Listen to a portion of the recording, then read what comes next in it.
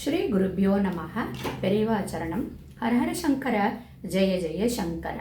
அருட்கவி அப்படின்றது தான் சௌந்தர்யலகரியை பற்றி பார்த்துட்டு இருக்கோம்.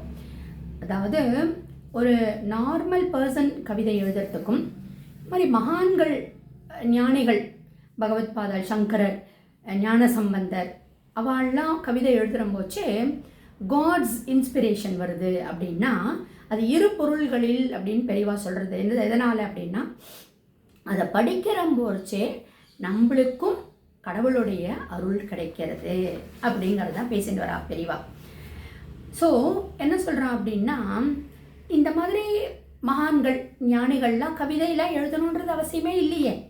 ஏன்னா ஆல்ரெடி அவளுக்கு அருள் கிடைச்சாச்சு. பகவானுடைய அருள் கிடைச்சதுனால தான் மகான்களாகவும் ஞானிகளாகவும் அவதார ஸ்வரூபமாகவும் இருக்கா. ஸோ அதனால் கவிதை தான் எழுதி தங்களை ப்ரூவ் பண்ணணும்னு அவசியம் இல்லை. ஆனால் ஏன் எழுதியிருக்கா அப்படின்னா இப்போ பகவத் பாதாள் சங்கரர் இந்த மாதிரி ஒரு பியூட்டிஃபுல் சௌந்தர்யலகரி பண்ணியிருக்கார். அவர் நேரில் நம்மளால் தரிசனம் பண்ணுறவாளுக்கு அந்த அருள் கிடச்சிருக்கும். சரீரம் போனால் கூட அவளுடைய அந்த சூக்ஷ்ம அனுகிரகம் கண்டிப்பாக எல்லாருக்கும் கிடச்சிட்டு தான் இருக்கும், இல்லைன்னு சொல்லலை.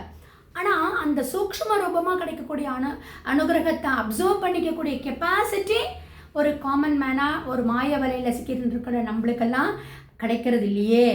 அதனால் இந்த மாதிரி கவிதைகள்லாம் ஸ்லோகங்கள்லாம் சொல்லி அதை நம்ம பாராயணம் பண்ணுற போச்சே நம்மளுக்கு ஒரு கடவுளுடைய ஒரு அருள் கிடைக்கிறதுக்கு அவள் ஏற்பாடு பண்ணி கொடுத்துருக்கா. அதனால தான் அவள் இந்த மாதிரி ஒரு கவிதை. இப்போது பகவத் பாதாள் சங்கரர் பார்த்தேன்னா அவருடைய லைஃப் ஸ்பேனே 32 இயர்ஸ் தான் இருந்தார்.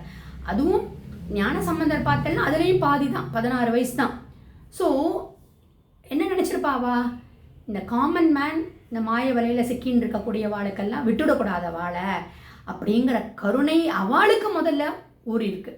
அந்த கருணை ஊறினதுனால அதெல்லாம் அந்த மனசுக்குள்ளே இருந்த அவளுக்கு நம்ம மேலே இருக்கக்கூடிய அந்த கருணை எல்லாம் வாக்கால் ஒரு அருள் வாக்கா அடக்கி வச்சுருக்கிற அந்த கருணையெல்லாம் அருள் வாக்கா அவள் பிரவாகமாக இந்த மாதிரி ஸ்லோகங்களாக கீர்த்தனைகளாக போதேந்திராளுடைய கீர்த்தனைகள்லாம் பார்த்தோன்னா நம்மளுக்கு நம்ம தலைமுறை இல்லை, எத்தனையோ தலைமுறைகளுக்கு இது சாஸ்வதமான ஒரு அனுகிரகமாக இந்த ஸ்லோகங்களும் இந்த கவிதைகளும் இருக்கும்.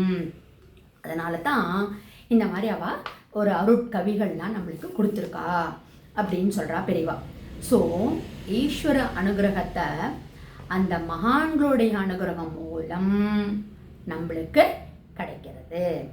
சௌந்தரிய லகரியை பார்த்தோம் அப்படின்னா ஆச்சாரியாளுடைய ஒரு அருள் லகரி நம்ம பார்த்துன்னு வந்துட்டுருக்கோம். சரி, இப்படி இன்னொரு அர்த்தம் எப்படி மீன் பண்ணிக்கலாம் அப்படின்னா ஆச்சாரியாலே ஒரு கருணாமூர்த்தி, கருணாலயம் தான் இல்லையா. ஸ்ருதி ஸ்மிருதி புராணானாம் ஆலயம் கருணாலயம் நமாமி பகவத் பாத சங்கரம் லோகசங்கரம்னு நம்ம சொல்கிறோம். ஸோ அவருடைய அருளை பெறுவது, அவருடைய மூர்த்தியையே தரிசனம் பண்ணுறது இந்த சௌந்தர்யலகரி மூலியமா நம்மளுக்கு அவருடைய அருளும் கிடைக்கிறது. அவர் மூலியமா அம்பாளுடைய அருளும் நம்மளுக்கு கொடுக்கிறார். ஆஃப்டர் ஆல் அம்பாளுடைய சொரூபம் தானே. அதனால தானே பகவத் பாதாளுடைய அந்த கருணை பிரவாகமாக இந்த சௌந்தர்யலகரியை கொடுத்துருக்காரு இல்லையா. 32 வருஷம் அந்த பௌதீக தர்ஷன் கொடுத்துருந்தார். அனுகிரக ரூபம் எல்லாருக்கும் கிடைச்சது. அந்த மாதிரி அவளுக்கு நாமெல்லாம் அந்த பாக்கியம் கிடைக்கல.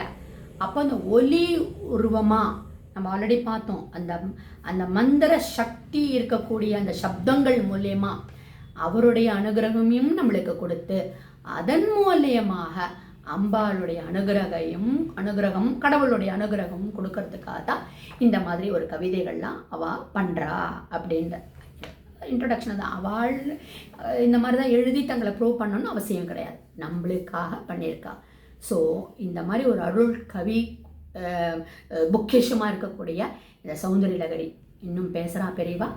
அதை நம்ம நாளை தொடர்ந்து நம்ம பார்க்கலாம்.